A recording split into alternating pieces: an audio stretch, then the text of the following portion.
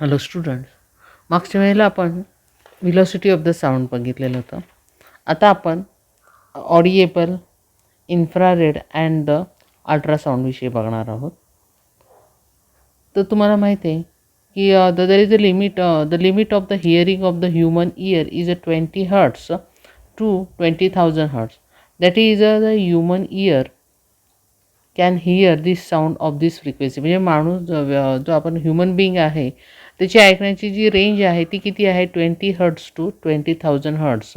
आणि ही जी रेंज आहे ह्या फ्रिक्वेन्सीला म्हटलं जातं ऑडिएबल साऊंड. कोणतं साऊंड म्हटलं जातं? ऑडिएबल साऊंड म्हटलं जातं. या साऊंडला आपण ह्या जी रेंज आहे या रेंजला म्हटलं जातं audible sound. Our ear cannot be hear the sound of the frequency lower than the 20 hertz. म्हणजे 20 हर्ट्सपेक्षा जर कमी जर फ्रिक्वेन्सी तर आपण ऐकू शकत नाही. Also the higher than that are 20,000 hertz. The sound with the frequency which is smaller than 20 hertz, these are called as an infrasound. म्हणजे जी साऊंडची फ्रिक्वेन्सी 20 हर्ट्सपेक्षा कमी आहे त्याला म्हटलं जातं इन्फ्रासाऊंड असं म्हटलं जातं. आणि this sound is produced by the pendulums or the it can be this sound can be generated by the vibration of the earth crust just before and the earthquake are the example of such म्हणजे हा जो infrared आहे म्हणजे इथे below 20,000 hertz याचा ह्याची जी range आहे याचा आवाज सर्वसाधारण कुठला असतो? तर पेंडुलमचा आवाज आहे किंवा भूकंप याच्यापूर्वी जी जमिनीमध्ये व्हायब्रेशन होतो तो जो आवाज आहे त्याची फ्रिक्वेन्सी बिलो 20,000 हर्ट्स आणि तिला म्हटलं जातं इन्फ्रासाऊंड असं म्हटलं जातं. आता the sound waves of the frequency is greater than 20 kilo hertz किंवा 20,000 हर्ट्स म्हटलं तर are called as an ultrasound. The dog, mouse, bat, dolphins etc have the special ability to hear this ultrasonic sound. Thus, they can sense of some noise which is inaudible to us. The children under the 5 years age and some creatures in this and the insect can hear this wave with a frequency up to the 25 kilohertz. The bat, mice, dolphin, etc. can also produce this ultrasonic sound.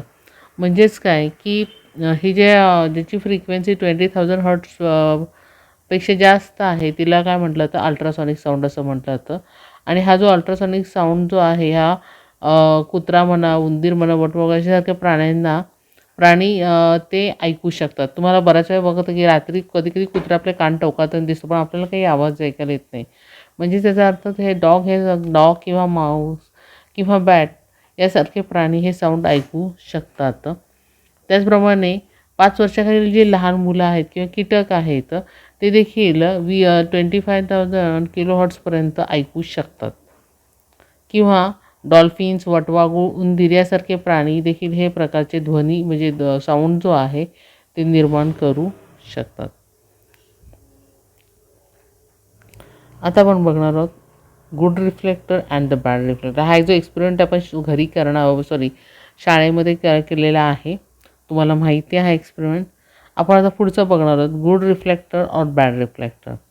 How much of the incident sound get reflected is decided whether it is a reflector is a good or the bad reflector.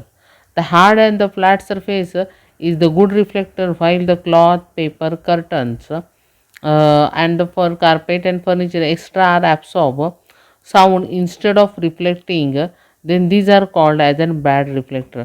म्हणजे असाच surface आहे की जो hard आहे, flat असेल आणि तो सगळे साऊंड जे आहेत वेव्ज आहेत ते रिफ्लेक्ट करतो, तिला म्हणतात गुड रिफ्लेक्टर.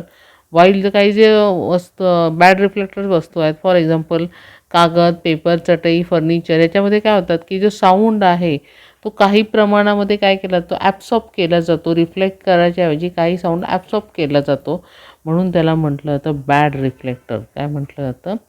बॅड रिफ्लेक्टर असं म्हटलं जातं.